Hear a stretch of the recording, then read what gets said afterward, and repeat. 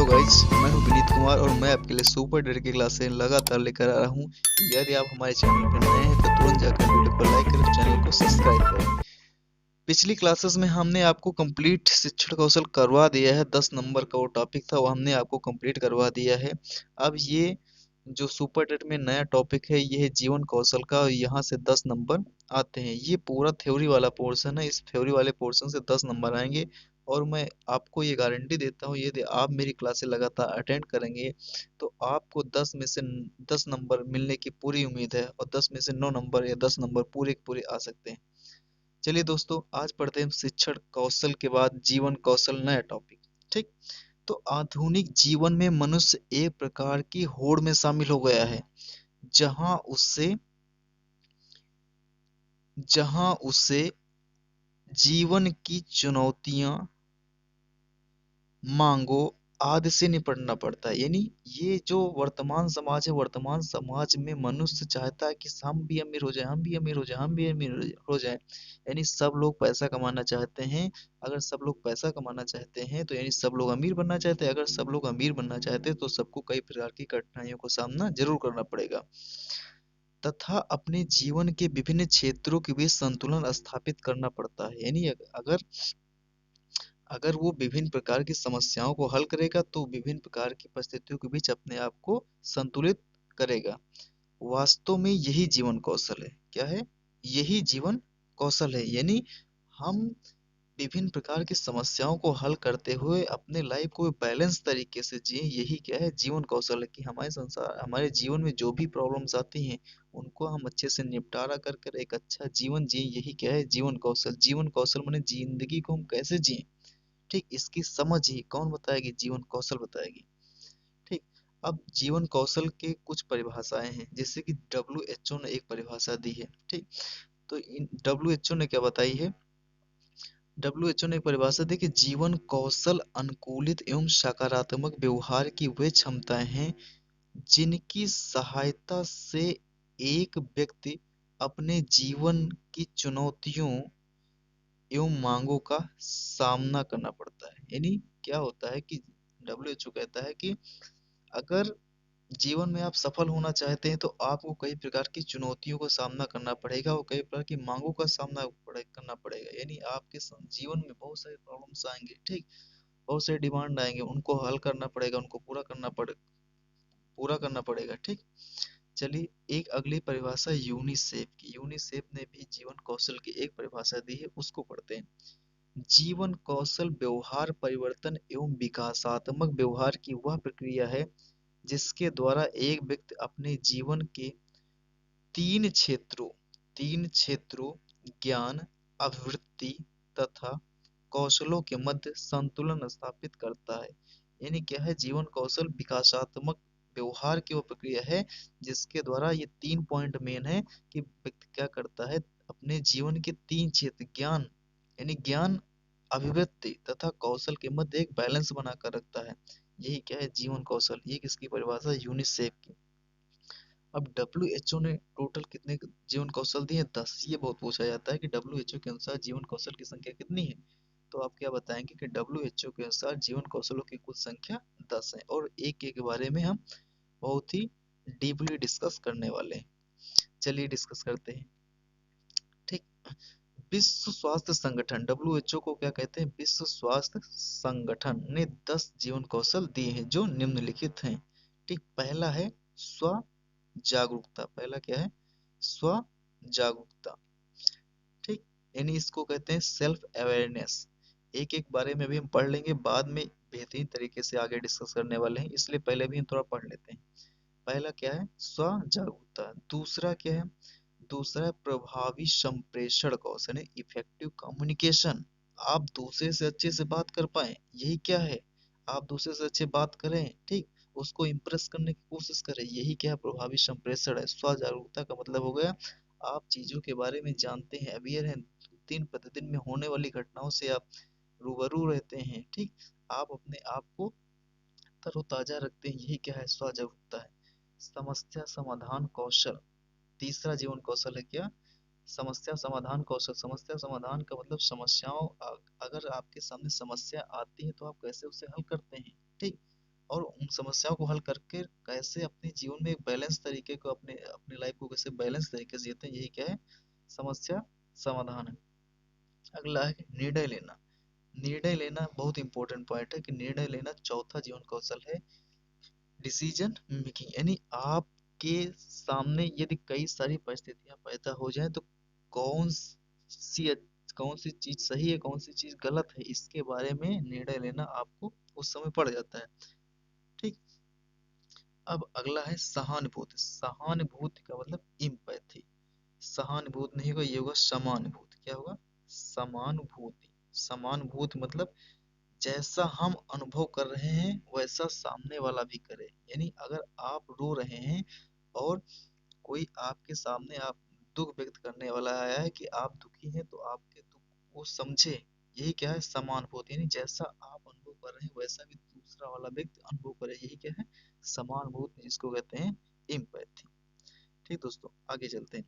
अगला है अंतर व्यक्तिक संबंध, इसको कहते हैं इंटरपर्सनल रिलेशनशिप। माने दूसरों के साथ हम कैसा व्यवहार करते हैं, यही क्या है, अंतर व्यक्तिक संबंध। दूसरे से हम कैसे बात करते हैं, ठीक, दूसरे के साथ कैसे हम रहते हैं, ठीक, यही क्या है, इंटरपर्सनल रिलेशनशिप है। अगला सृजनात्मक चिंतन। सृजनात्मक चिंतन जिसको कहते हैं क्या, क्रिएटिव थिंकिंग। क्रिएटिव थिंकिंग मतलब होता है तरह तरह से सोचना, अलग अलग प्रकार से सोचना।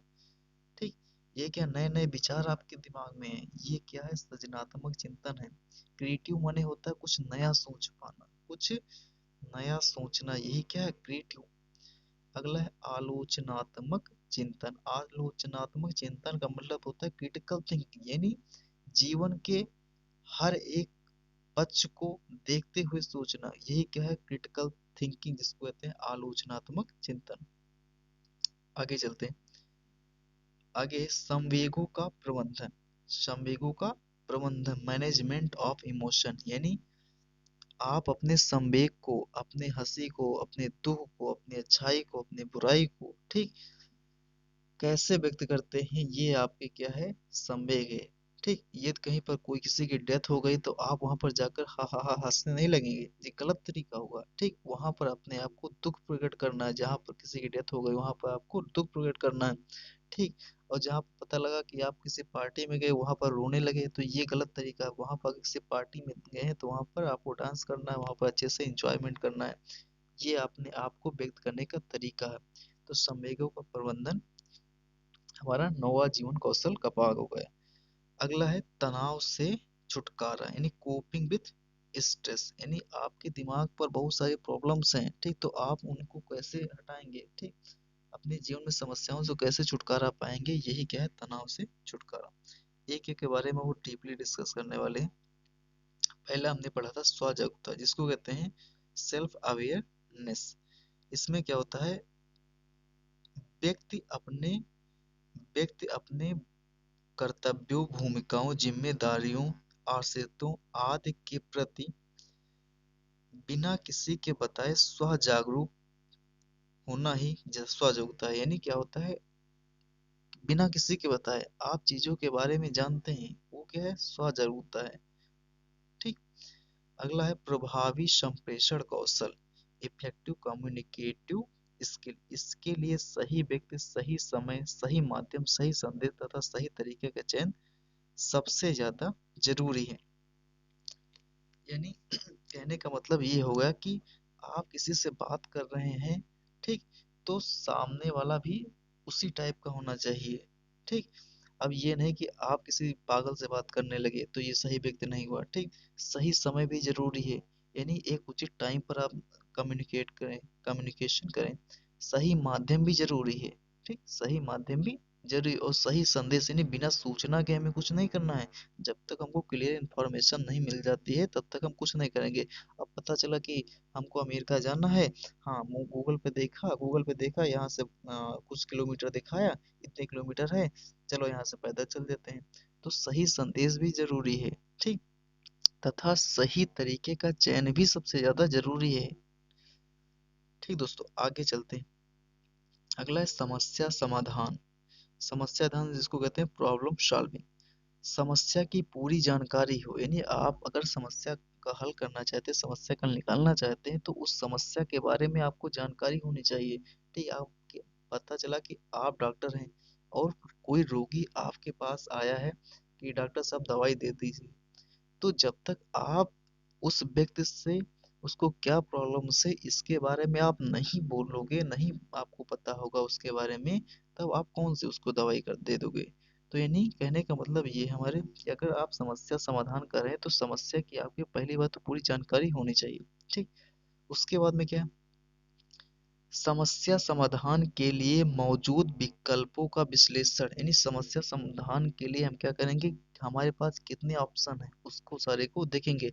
अब पता चला कि उस सामने वाला पेशेंट जो है वो कहता है कि नहीं डॉक्टर साहब हमको सुई मत लगाइए, हम टेबलेट ही खा लेंगे, टेबलेट खाकर ठीक हो जाते हैं, अच्छे हो जाते हैं।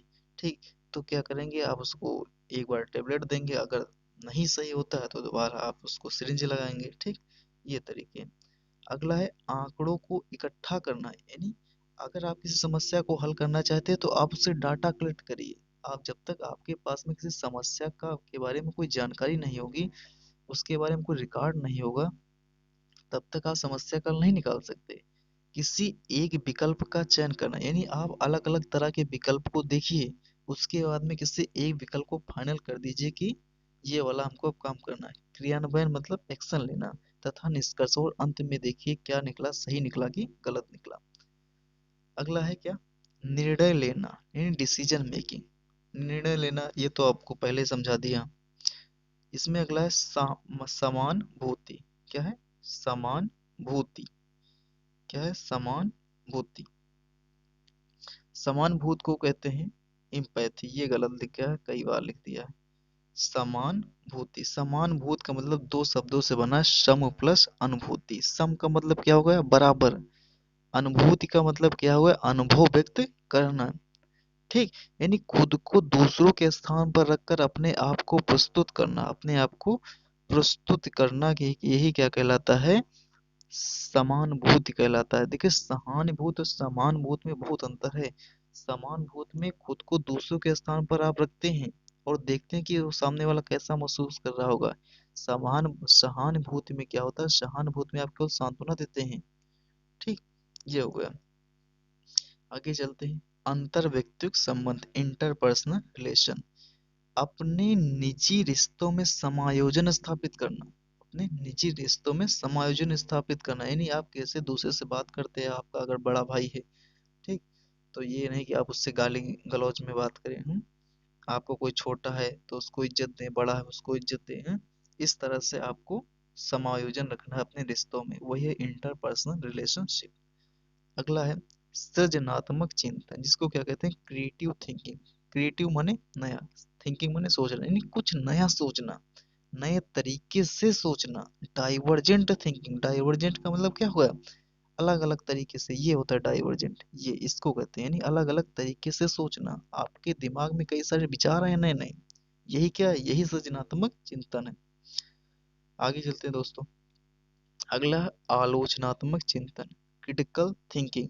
अच्छा, इसमें क्या होता है, गुण दोष का विवेचन करते हैं, यानी अच्छाई और बुराई दोनों के बारे में डिस्कस करते हैं, अच्छा और बुरा दोनों के बारे में हम सोचते हैं। ठीक, यही क्या आलोचनात्मक चिंतन। ये नहीं कि आप किसी के बारे में केवल अच्छी अच्छी बातें किए जा रहे हैं और बुरी बात तो कोई कर ही नहीं रहे। आप आलोचनात्मक मतलब किसी का आलोचनात्मक पक्ष रख रहे हैं, अपना आलोचनात्मक पक्ष रख रहे हैं, उसके बारे में आप सही बताइए, गलत भी बताइए। ठीक, तभी सामने वाला व्यक्ति अपनी कमी को सुधार पाएगा। अगला है संवेगों का प्रबंधन। संवेगों में प्रबंधन का मतलब हो गया अत्यधिक भावुक ना हो, अत्यधिक भावुक ना हो।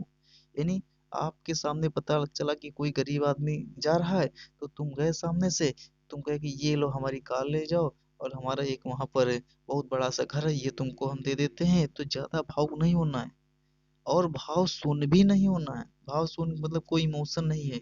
आपके सामने कोई गरीब आया कहता है कि भाई साहब 1-2 रुपए दे दो, 1-2 रुपए दे दो, तो आप कहो नहीं नहीं मेरे पास कुछ भी नहीं, और भले आपके पास लाखों करोड़ों रुपए पड़े हों। तो ये इस तरह के आपके अंदर भाव शून्य भी नहीं होना है, यानी भावुक भी ज्यादा नहीं होना है और भाव शून्य भी नहीं होना है। अगला है तनाव से छुटकारा। आप तनाव से छुटकारा कैसे पाएंगे, तनाव से छुटकारा पाने के लिए कुछ चीजें आपको करनी होंगी, जैसे आपको व्यायाम करिए, योगा करिए, गाने सुनिए, कमेडी सुनिए अगर आपको अच्छा लगता है तो।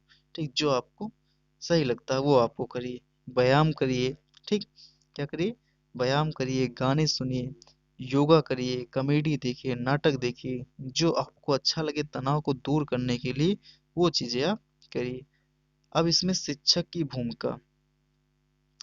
की क्या क्या भूमिका उसके बारे में पढ़ते हैं।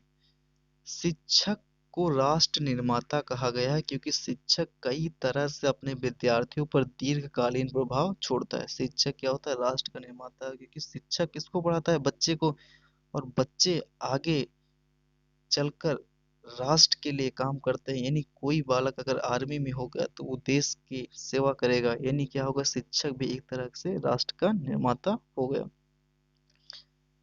शिक्षक की बहुआयामी भूमिका होती है, यानी शिक्षक की भूमिका जो होती है वो कई प्रकार से बटी हुई होती है तथा उससे विद्यार्थी कई रूपों में देख सकते हैं। विद्यार्थी शिक्षक को कई रूपों में देख सकते हैं, ठीक, उसके बारे में अब हम जानेंगे। जैसे क्या होता है, शिक्षक एक सुविधा प्रदाता होता है। शिक्षक क्या होता है, एक सुविधा प्रदाता यानी फैसिलिटेटर होता है, यानी कई प्रकार की सुविधाएं शिक्षक प्रदान करता है बालक को। अगला क्या है, मार्गदर्शक के रूप में शिक्षक एक मार्गदर्शक होता है, यानी बालक को सही दिशा में ले जाता है, कि सही चीजें बताता है, ठीक, कि तुम अपने जीवन में ये चीजें कर सकते हो, तुमको ये करना चाहिए, तुमको ये चीजें गलत है ये नहीं करना चाहिए, ये सब बताता है। नेतृत्वकर्ता के रूप में, यानी टीचर जो होता है, अब छोटे स्तर पर बालक हर चीज का डिसीजन नहीं ले सकते, इसलिए कई सारे डिसीजन शिक्षक स्वयं लेकर क्लास का संचालन करता है, यानी नेतृत्व करता है, आगे शिक्षक ही रहता है। आगे चलते हैं, परामर्शदाता के रूप में, यानी शिक्षक क्या होता है, एक अच्छा काउंसलर भी होता है, यानी बच्चे के हर एक पहलू को देखते हुए उसको उसको अच्छे बुरे का ज्ञान कराता है। शिक्षक एक अनुश्रवणकर्ता के रूप में, एक अनुश्रवणकर्ता के रूप में होता है। आगे क्या है, शिक्षक एक सुविधा प्रदाता है। इसके मतलब 5 पॉइंट को हमने डिस्कस कर लिया, अब शिक्षक की एक एक बारे में हम बात करेंगे। तो शिक्षक को साधन संसाधन संपन्न माना गया, यानी शिक्षक के पास में बहुत सारे संसाधन होते हैं, क्योंकि वह अपने पास मौजूद संसाधनों की सहायता से विद्यार्थी के अधिगम को सुगम बनाता है, इसलिए एनसीएफ 2005 में शिक्षक को सुगमकर्ता भी माना गया है। शिक्षण सामग्री की सुविधा प्रदान करता है, यानी शिक्षक क्या होता है, शिक्षण सामग्री की सुविधा प्रदान करता है, कठपुतलियां प्रदान करता है, खिलौने देता है, ठीक, ये सब काम करता है। और भ्रम दूर करने की सुविधा किसके पास होती है, शिक्षक के पास में होती है, सॉरी शिक्षक के पास में होती है।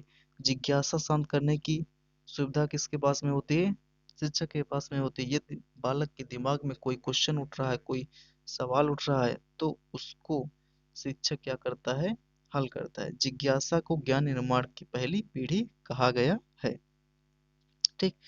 अगला है प्रश्न पूछने की सुविधा, यानी अगर बालक के मन में कोई डाउट आ रहा है तो शिक्षक से प्रश्न पूछ सकता है। पूर्व ज्ञान से जोड़ने की सुविधा, यानी क्या होता है कि शिक्षक बालक के पूर्व ज्ञान को देखते हुए उसे नई चीजें बताता है, यानी बालक पूर्व ज्ञान, सॉरी शिक्षक पूर्व ज्ञान को ध्यान में रखते हुए बालक को शिक्षण देता है।